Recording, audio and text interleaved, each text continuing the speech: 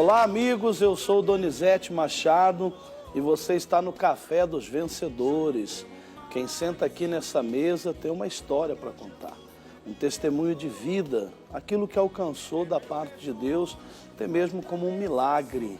E hoje nós estamos recebendo aqui um convidado mais do que especial, o pastor Gabriel, lá de Santos, né?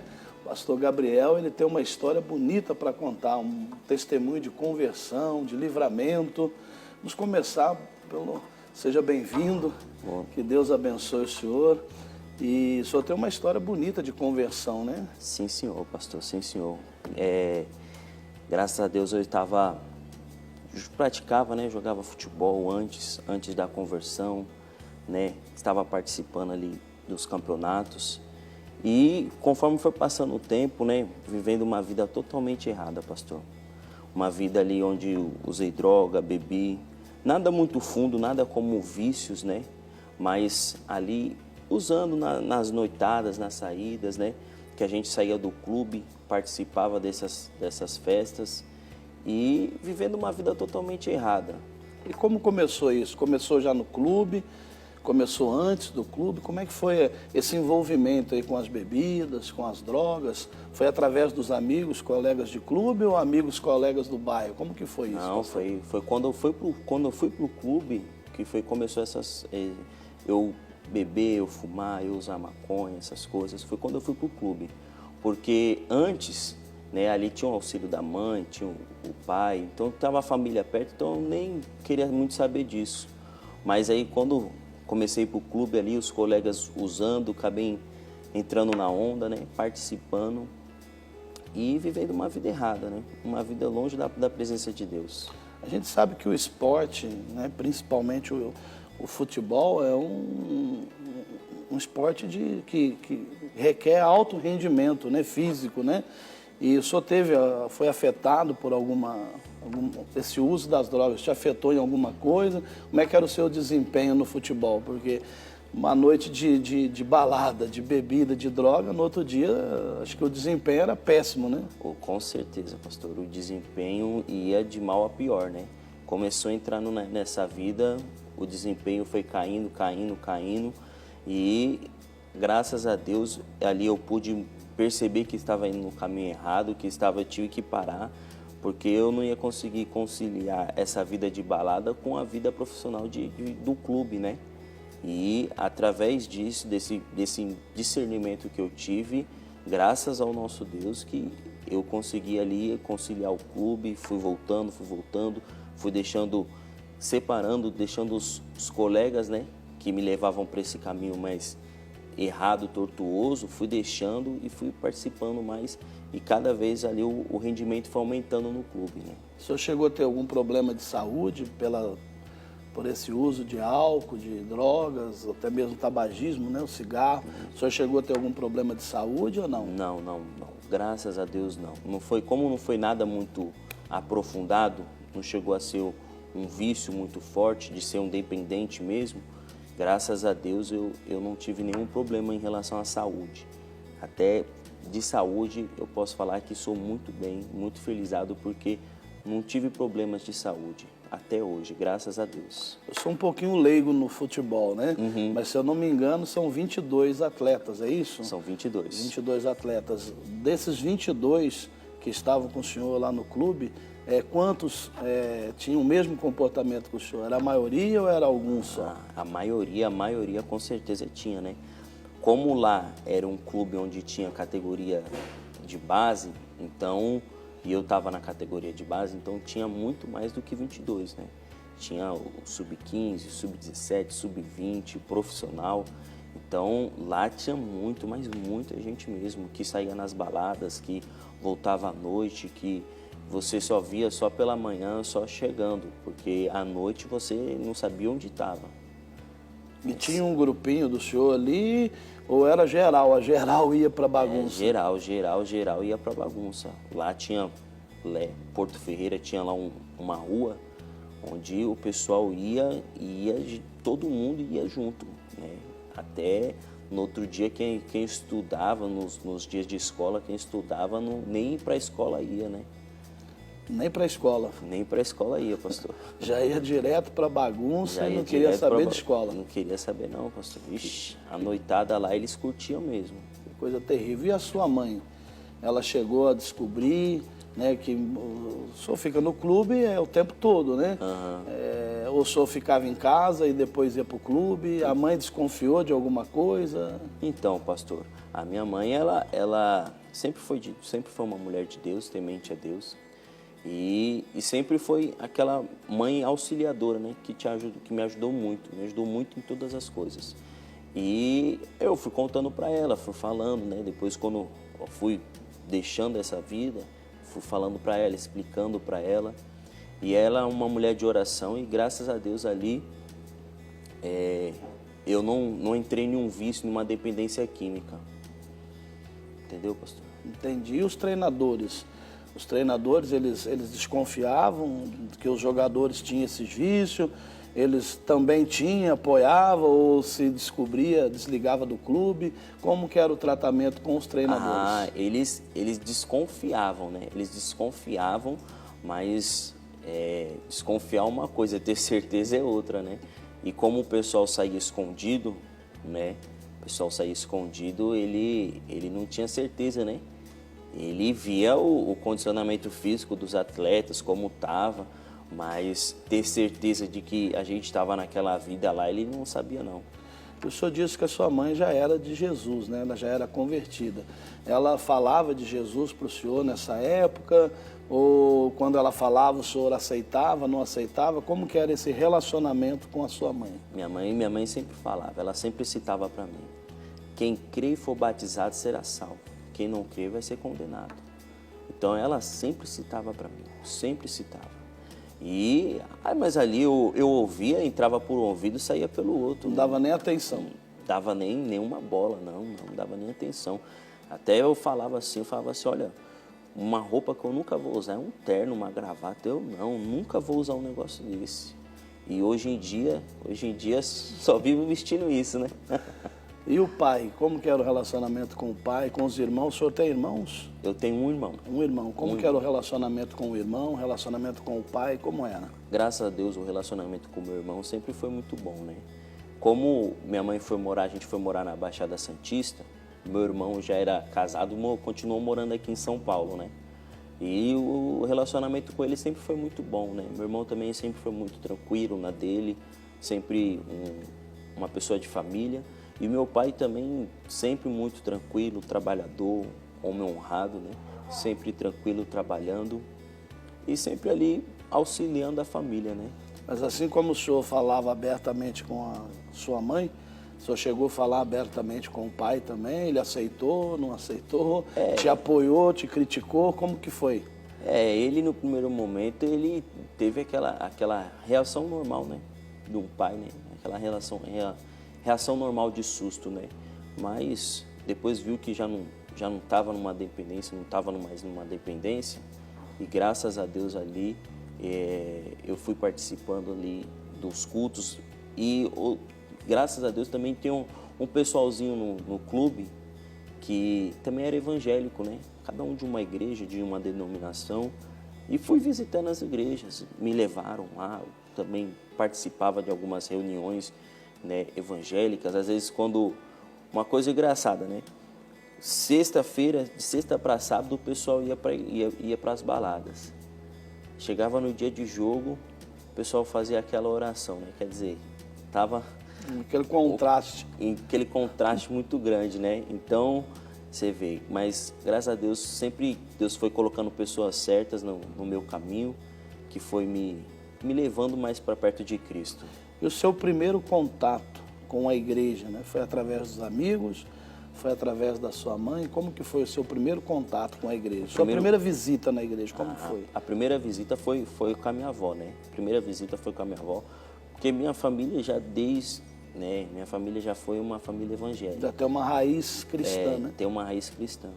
Então, minha avó, ela ia para os cultos. Eu lembro até que ela levava a gente, eu tenho bastante primos, né? E ela levava a gente, sempre passava na Bomboniere, comprava ali bala pra gente. E pra gente que era criancinha, né? Era uma festa ir pra igreja. E Aí, foi na Igreja da Graça ou em outro ministério? foi em outro ministério. Foi em outro ministério. A Igreja da Graça minha mãe frequentava no ano de 1997. Foi o ano que eu nasci e até um fato interessante, né? Ela conta que em uma das reuniões que ela veio só visitar, né? O pastor Jaime me apresentou, né? Eu era recém-nascida ainda. O pastor Jaime me apresentou e hoje posso estar trabalhando do lado do homem de Deus. Olha como que é, né? Como que a vida é, né? E o senhor estava falando da Bomboniere, né? Aí eu acabei atrapalhando o seu raciocínio. Então, a festa era mais porque na volta ou na ida passava na Bomboniere. A festa era essa, né? A festa das crianças, a nossa festa era essa.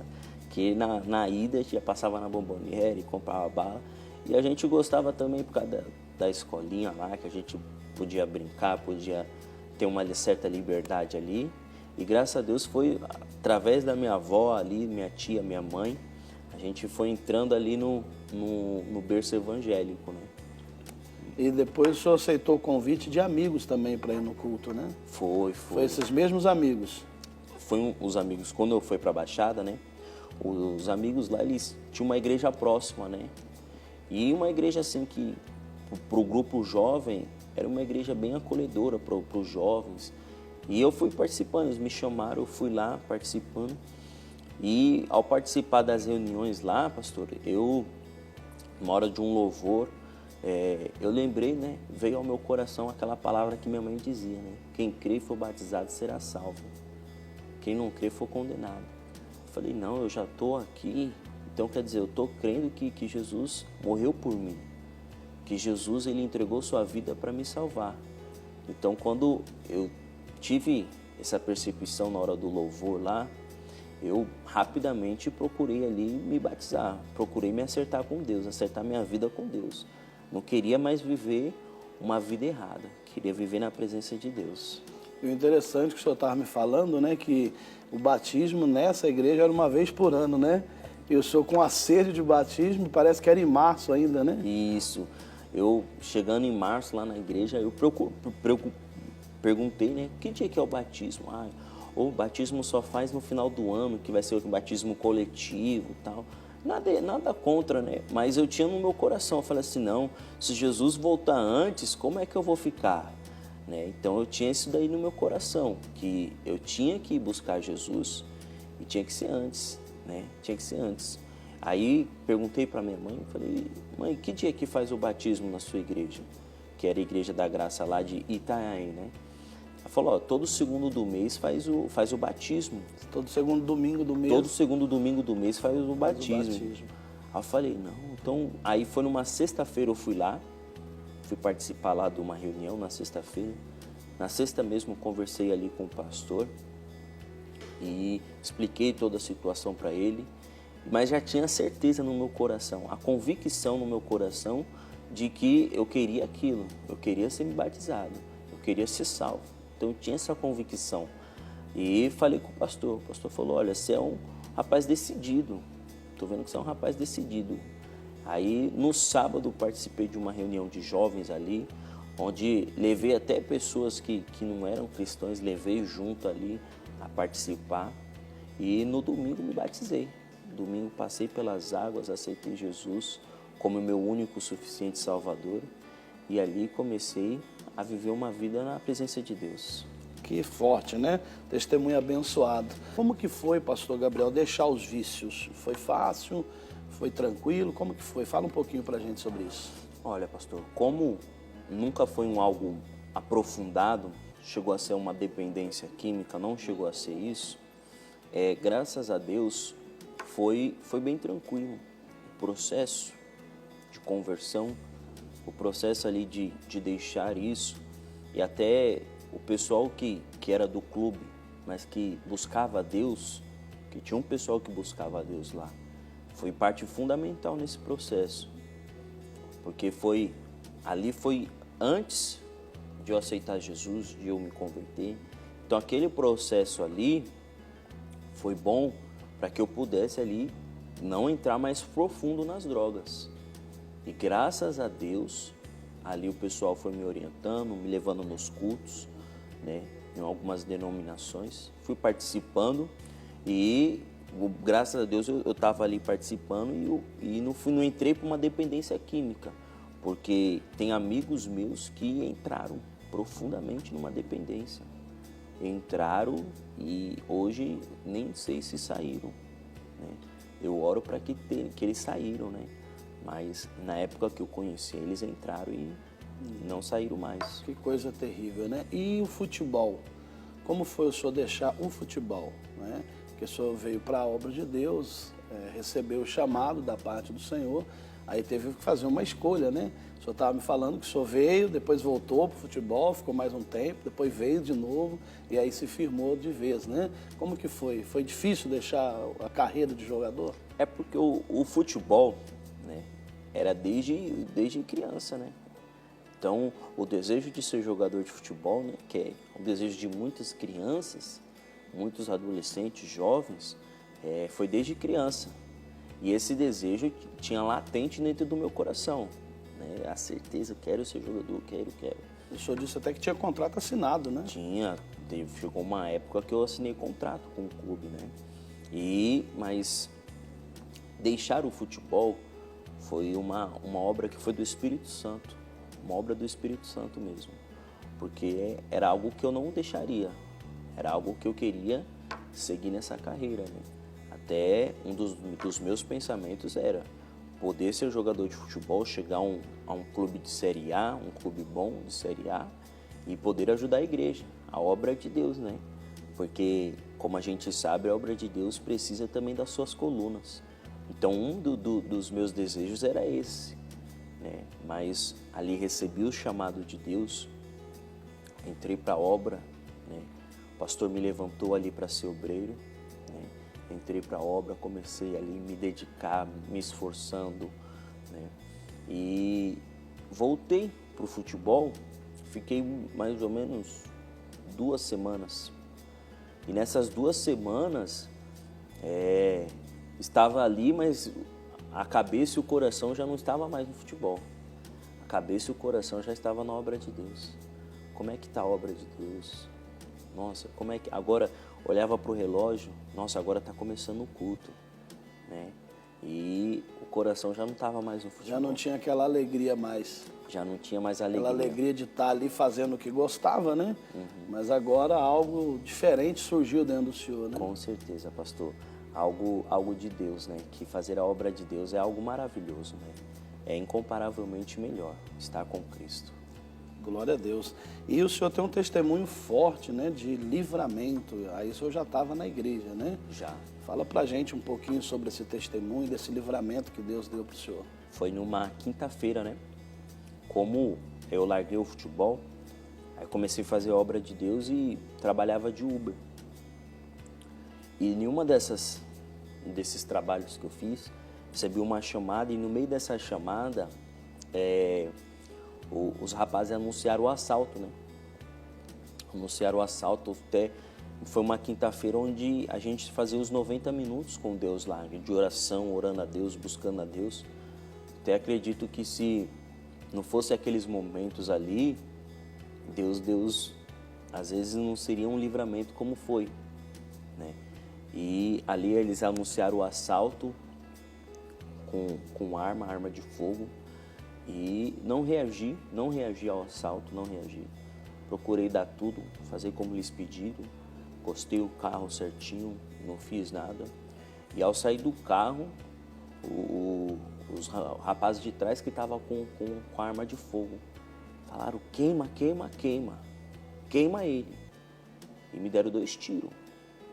Só que é um milagre de Deus, realmente um milagre de Deus. Esses 2 tiros que eles atiraram em mim, a bala não perfurou. A bala bateu na altura do meu peito, né, na altura do coração. A bala bateu e ela explodiu. Nem os policiais, nem a perícia conseguiram explicar o que aconteceu. Porque pelo projétil da bala, eles colocaram uma arma que era calibre 38. Então era para uma bala para ter entrado e ter feito... Sido fatal, né? Ter sido fatal. E por uma obra da mão de Deus, a bala bateu e ela explodiu. Eu só senti queimar, a pólvora queimar no meu peito. Mas a bala entrar, perfurar, nenhuma das duas não entrou. E eles efetuaram o disparo, foram embora, acharam que o senhor estava morto. Efetuaram o disparo e arrancaram com o carro, até foi no meio da rodovia. E no meio da rodovia ali não tinha muita ajuda.